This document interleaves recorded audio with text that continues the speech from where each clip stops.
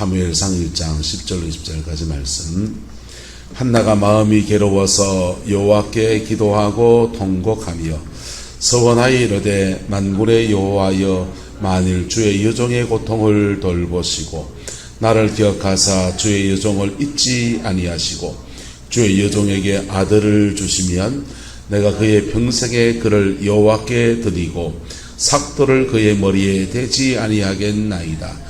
그가 여호와 앞에 오래 기도하는 동안에 엘리가 그의 입을 주목한즉 한나가 속으로 말하며 입술만 움직이고 음성은 들리지 아니하므로 엘리는 그가 취한 줄로 생각한지라. 엘리가 그에게 이르되 내가 어느 때까지 취하여 있겠느냐 포도주를 끊으라 하니 한나가 대답하여 이르되 내 주여 그렇지 아니하니이다. 나는 마음이 슬픈 여자라. 포도주나 독주를 마신 것이 아니요 여호와 앞에 내 심정을 통한 것뿐이오니 당신의 여종을 악한 여자로 여기지 마옵소서. 내가 지금까지 말한 것은 나의 원통함과 격분됨이 많기 때문이다 하는지라. 엘리가 대답하여 이르되 평안히 가라. 이스라엘 하나님이 내가 기도하는 것 구한 것을 허락하시기를 원하노라 하니 이르되 당신의 여종을 당신께 은혜 입기를 원하나이다 하고 가서 먹고 얼굴에 다시는 근심빛이 없더라. 그들이 아침에 일찍 일어나 여호와 앞에 경배하고 돌아가 라마의 자기 집에 이르니라. 엘가나가 그의 아내 한나와 동침하며 여호와께서 그를 생각하신지라. 한나가 임신하고 때가 이름에 아들을 낳아 사무엘이라 이름하였으니 이는 내가 여호와께 그를 구하였다 함이더라. 아멘. 이 말씀의 축복과 은혜가 여러분의 가정과 인생에 함께하게 되기를 예수님의 이름으로 축복합니다. 우리는 기도하잖아요. 예수 믿는 사람 기도하는데 그 기도가 응답받는 기도가 되기를 그리스도의 이름으로 축복합니다. 한국 축구의 약점이 요즘은 많이 개선됐습니다만은 약점이 뭐였습니까? 공은 오래 가지고 있어요. 공은 오래 가지고 있고 열심히 뛰어다닙니다. 그런데 결정타가 없는 스트라이커가 있어서 다 골을 넣어야 되는데 그 골대 앞에서 자꾸만 헛발질하는 게 이제 한국 축구 한때 심각한 문제였습니다. 그처럼 우리가 신앙생활 열심히 하고 봉사 잘하고 섬김도 잘하고 하나님 나라에 위해서 재정의 헌신도 하고 이 모양 저 모양으로 헌신하는데 그 헌신한 것에 하나님께서 응답을 받고 그것에 심은 것에 축복을 받는 그 은혜가 저와 여러분의 있기를 축복합니다. 그게 이제 결정타죠. 골대에 골 넣는 거 비슷한 거란 말입니다. 열매 따는 은혜가 있게 되기를 그리스도의 이름으로 축복합니다. 여러분 농사 왜 짓습니까? 열심히 모종 심고 줄 올리고 토마토 따고 1단 따고 막 2단 따고 그러는데 왜 그래 합니까? 똥금 되면 하겠습니까? 예. 그래도 돈을 좀 쥐고 그것 때문에 이제 버는 돈으로 자식들도 키우고 이것저것 할 거 많지 않습니까? 그런 계획을 두고 하고 있는데 이게 아무 소용이 없는 헛수고를 하고 있다면 그거 빨리 접는 게 낫잖아요. 똑같이 신앙생활 하는데 하나님으로부터 축복을 기대하시기를 예수님을 축원합니다. 하나님 만물을 지으신 분이시고 축복하시는 분이세요. 축복하시는데 우리의 기도가 축복의 역사에 굉장히 중요한 역할을 합니다. 한나는 인생에 참 어려운 고비를 지났지 않습니까? 유대나라는 여자들이 이제 그 아기를 낳지 못하면 하나님께 저주받은 것이라고 생각했습니다. 노동력이 굉장히 중요한 시대이기 때문에 농경사회고 기계화가 되지 않으니 전부 다 사람 힘으로 해야 되는데 그게 아이를 인구가 많은 게 곧 힘인 겁니다. 그리고 그 인구 중에 특별히 누굴 낳아야 됩니까? 남자를 낳아야 돼요. 우리나라 왜 남존여비였냐? 유교적인 풍토 때문에 제사를 모셔야 되니까 남자를 낳아야 된다 이런 거 있지만요. 기본적으로 농경사회거든요. 농경사회에서 기계화가 안 되어 있으면 힘은 누가 써야 됩니까? 허양축지사 힘쓰시죠. 남자 할 일이 있단 말이에요. 그래서 남자 힘을 쓰는 남자가 필요하니까 남자들을 중히 여기고 남자를 낳으면 귀히 여겼던 그런 시대의 분위기입니다. 어쨌든 지금 한나는 남자고 여자고 아들 하나도 못 낳습니다. 그래서 하나님께 저주받았다는 손가락질도 받고 그리고 처벌 들렸더니 그 씨앗을 봤더니 그 씨앗도 자기한테 막 괄시해대고 참 대략이 난감합니다. 그 원통함을 하나님께 토하여 나갈 때 하나님은 자녀를 주시는데 사무엘이라고 하는 한 시대를 구원하는 놀라운 자녀를 허락하신 거예요. 할렐루야. 여러분, 그냥 자녀를 낳는 것하고 술지로 순풍순풍 낳는 것하고 그 자녀를 위해서 간절하게 기도해야만 되는 어떤 상황들, 그런 상황들 속에 자녀를 낳는 것하고는 달라요. 기도가 쌓여진 자녀는 인생이 달라지는 겁니다. 할렐루야. 우리 사람이 큰애를 놓을 때 2.44kg 아직도 기억납니다. 이제 그런지 20몇 년이 넘어가는데도 2.44kg 인큐베이터에 딱 들어가야 될 사이즈인데 인큐베이터에 넣기에는 애가 컸어요. 그래서 쫓겨나가 크게 키웠어 이러면서 주더라고. 근데 그 아이가 2.44kg 태어나서 애처로운 데다가 그 녀석이 이제 막 경기를 하는 거예요. 뭐 하면 자꾸 경기하니까 애가 막 넘어가요. 넘어가서 입술이 파래지고 마치 간질하듯이 그렇게 애가 넘어가니까 감당이 안 되는 겁니다. 그래서 병원에 가서 뇌파 검사 받으니까 이상은 없다 그래요. 근데 이상은 없는데 애가 자꾸 경기하니까. 그러니까 두 사람은 온 마음이 누구한테 갑니까? 그 큰애한테 이렇게 가는 거죠. 큰애 붙들고 내 실험하고 기도하고. 그리고 그래서 지도 은혜 받고 은혜 아래서 애가 자라났지만은 목객길로 가버렸어요. 기도가 쌓인 자녀들은 하나님께서 그 나름의 방법으로 사용하시고 목회만 가는 게 아니고요. 기도가 쌓인 자녀들은 그 기도 가운데서 영적 문제가 해결되어지게 되어 있습니다. 할렐루야. 영적 문제를 해결해 가는데 이미 본인에게는 영적 DNA가 있어요. 그래서 명계를 점령하는 그런 일들에 능하고, 그래서 자기 삶에 거침이 없이 영적인 방해만 없기 때문에 그저 죄만 안 지고 이렇게 살아가면 돼요. 살아가면 되고. 그래서 때로는 하나님은 믿음의 자녀를 주시기 위해서 한 사람의 인생에, 한나의 개인의 인생에는 묶인 거잖아요. 자녀가 없고 주변 사람 손가락질하고 스스로 위축이 되고 씨앗받는 버린나는 격동시키고 성질나게 하고 투기나게 하고. 근데 그 이 마음 미래는 불안하고 그런 불안한 마음을 하나님이 조장하신다고. 그래서 그것 때문에 누구 앞에 나오게 하시려고, 하나님 앞에 깊이 나오게 하시려고. 할렐루야. 그때 이수저수 자꾸 써묻게 됩니까? 자꾸 장가지만 늘어납니다. 한번 따라합시다. 예수는 예예하고 순종하면 수가 나는 게 예수입니다. 할렐루야. 예수님은요, 예예하고 순종하면 수가 나는 게 예수예요.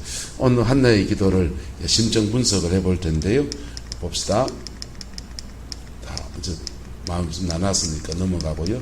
정리만 해봅시다. 한나의 기도는 세 가지 모습을 볼 수 있어요. 첫 번째 한나의 기도는 간절한 기도죠. 왜 간절하냐 설명 다 했습니다. 두 번째 한나의 기도는 마음을 토해놓는, 자신의 온 마음을 토해놓는, 그래서 마음의 슬픈 그 마음을 정직히 토해놓는 토설하는 기도입니다. 무슨 기도요? 토설하는 기도. 시편에 보면 다윗이 이렇게 고백합니다. 하나님이 받으시는 제사는 상한 심령이라.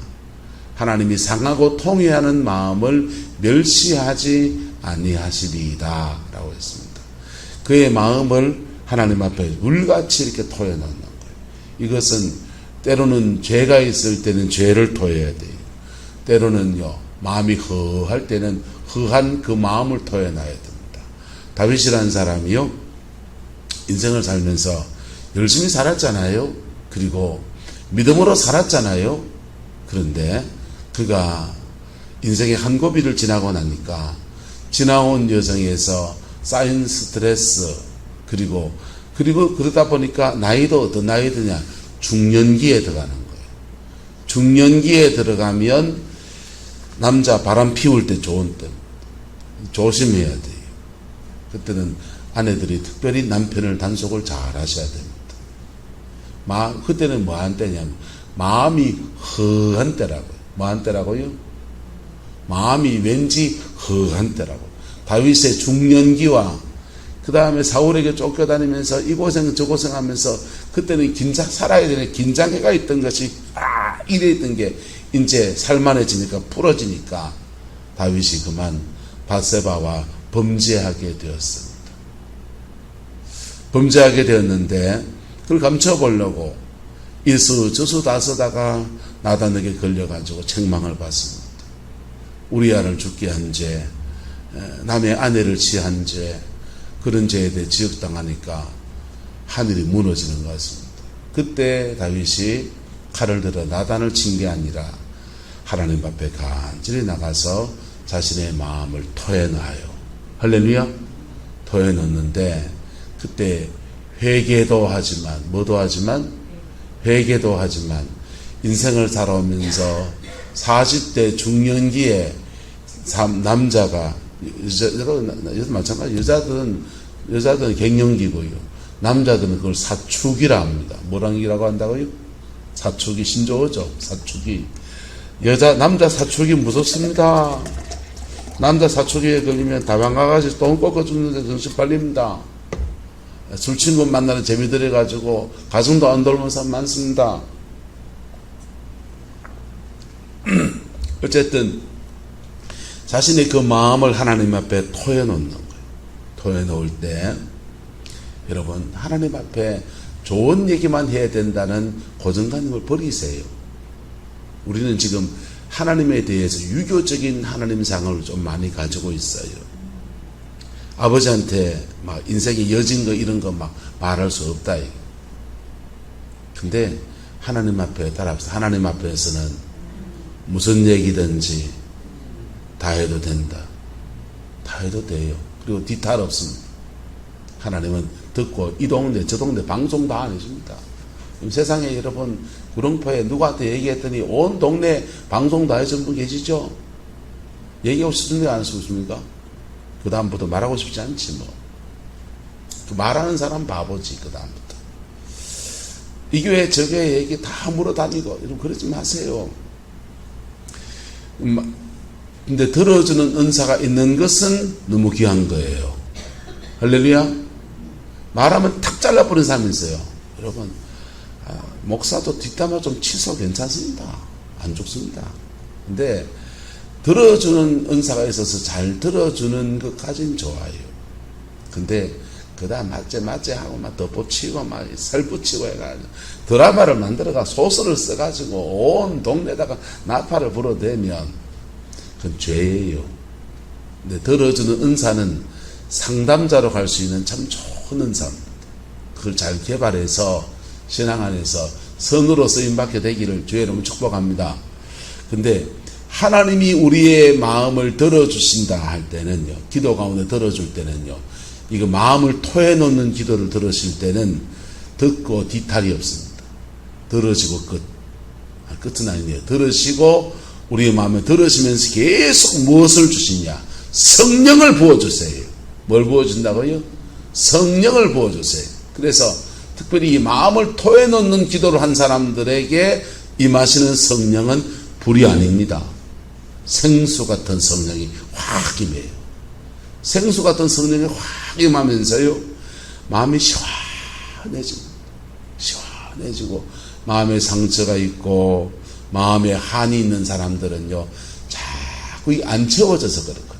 엄마 사랑이 안 채워져가지고 엄마 젖 못 먹고 그런 사람들이요 자꾸 식탐 같은 게 있어요.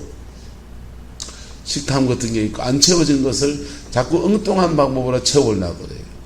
좋은 아내를 만나서 아내를 통해 채우면 남녀노소한테 같이 복중에 복이 되는데 이게 안에도 안 채워지고 또 안에도 마음에 안 들고 이러면 자꾸 바깥에 나가서 채우려고 한다. 바깥에 나가서 채우려고 하면 20살이나 30 미만 40대까지 잡시다. 40대까지는 죄송합니다. 속된 말로 말해서 지심으로 제 얼굴빨로 아시나 아가씨 꼬셔서 놀 수 있다 칩시다. 근데 나이 50이 넘었으면은 얼굴로 못 꼬셔요. 또 뭘로 해야 됩니까? 주미 지갑 털어가지고요. 술집 가야 되고 다방 아가씨 만나야 됩니다. 돈을 그다 다 쓰면은 집에 쓸 돈이 있다 없다? 없죠. 근데 뿌리가 뭡니까? 마음이 허해서 그런 거예요. 뭐해서 그렇다고요? 마음이 허해서. 마음이 토하는 기도를 하면 성령의 성수가 확 임합니다. 확 임하면서 우리 허한 마음을 채우시고 채우셔요. 그리고 영혼 안에서 채우시다가 위에서 채우시다가 우리 안에서 따라합시다. 샘을 여십니다. 영혼의 샘을 팍 열어주세요. 예수님 말씀하시잖아요. 이 물을 마시는 자마다 다시 목마르겠지만은 내가 주는 물을 마시는 자는 영원히 뭐하지 아니하리니 목마르지 아니하리니 이는 너의 속에서 솟아나는 샘물이 되리라. 할렐루야. 처음에 기도하고 마음상에 기도할 때 하늘로부터 물 한 바가지가 이래 부어져서 시원하다 합니다. 엄지라면 이걸 계속 하다 보면 위에서 부어지는 하나님이 부어지는 샘이 우리 영혼 속으로 쑥 들어오면서 배에서부터 솟아오르는 거예요. 할렐루야. 저와 여러분 영혼 속에 솟아나는 샘물이 있기를 주의 이름으로 축복합니다.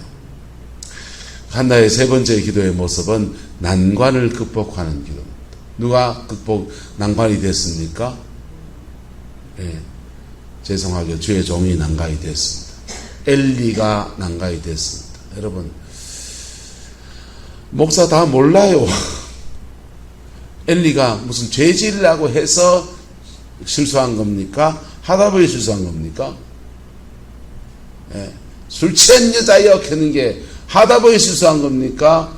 이놈 이 술 취해가지고 교회 와가지고 이러면서 그 악담을 하려고 한 겁니까?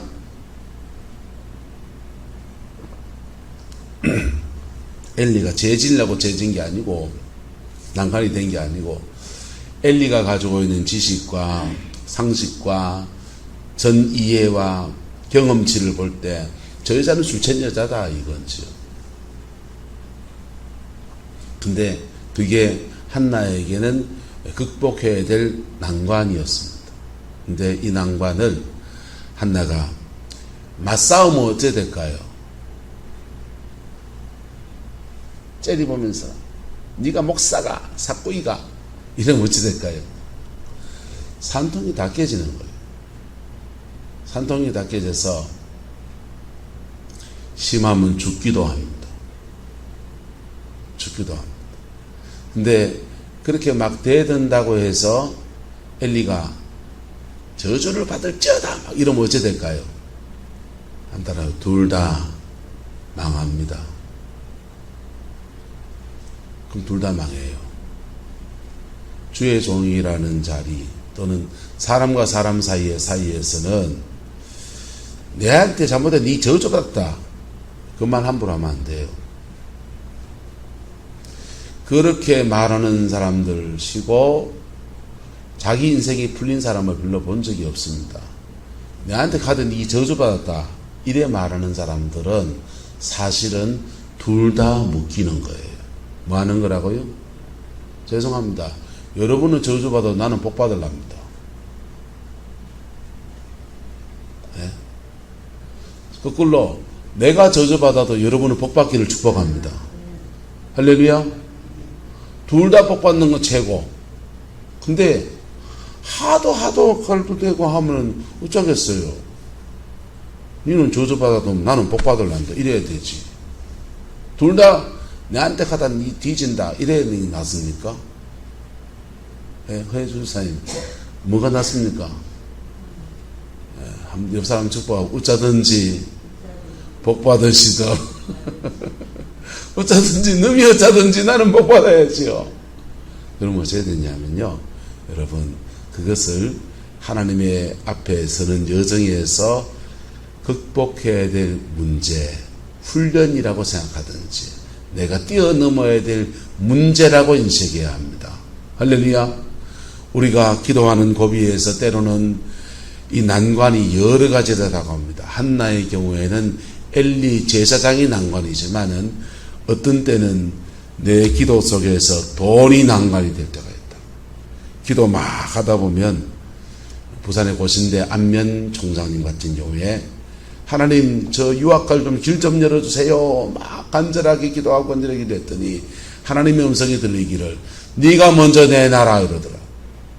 집불도 없는데 서울대학교 음대 학생으로 지금 학교 다니면서 남들 다 유학 가는 게 부러워가지고 자기도 유학 가고 싶어서 유학 좀 보내주세요 가는데 하나님이 네가 먼저 내놔라.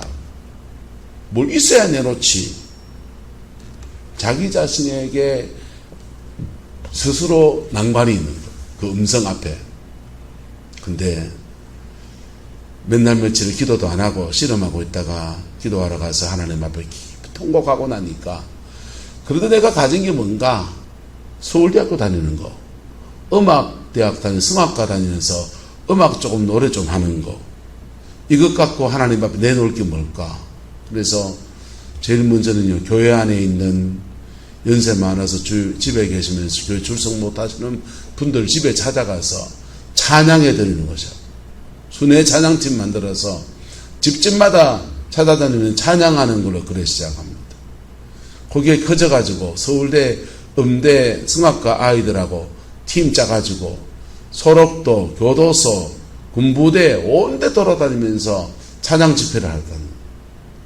그래서 그렇게 하나님 앞에 찬양하고 막 젊은 날 인생을 하나님께 드렸더니 공부하기도 바쁘고 지금 유학 준비하기도 바쁜 아들을 붙잡고 저런다고 교수는 자인간 안 된다 이랬습니다.